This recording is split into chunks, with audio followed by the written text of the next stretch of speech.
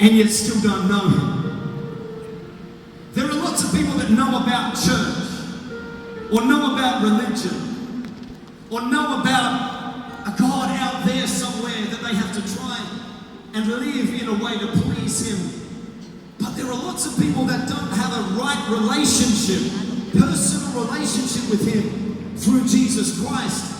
And God has become just religion, just an idea, just something that we talk about. Well, it's our prayer here as we worship Him, that He would become for you personally so much more than just a good idea, so much more than a God that you've just heard about, that truly tonight here at a Planet Shakers concert, that you would come to know God for yourself through Jesus Christ, that you would step into a real and living, personal and powerful relationship with Him that would change your life forever. Because friend, I want you to know that Jesus still changes people's lives.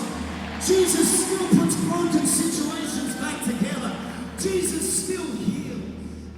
And if you don't know Him here in this place tonight, maybe you got a ticket to this because you knew a band called Planet Shakers. We don't want you to just know the band. We don't want you to know the music. We want you to know the one behind the band. We want you to know the one behind the words.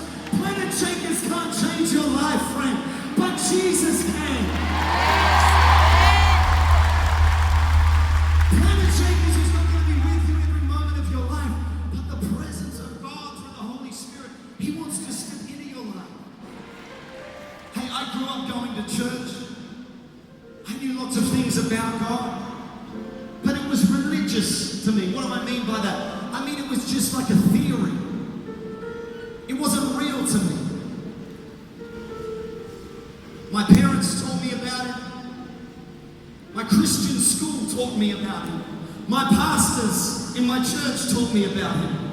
But when I was 13 years old in a meeting like this, but smaller and not as loud and crazy, in a meeting just like this, as other people were worshiping, I realized in that moment that I knew about Him. But there's a big difference between knowing about Him and really knowing Him. I knew in that moment, I became aware of the fact that there was a distance, a separation between me and God.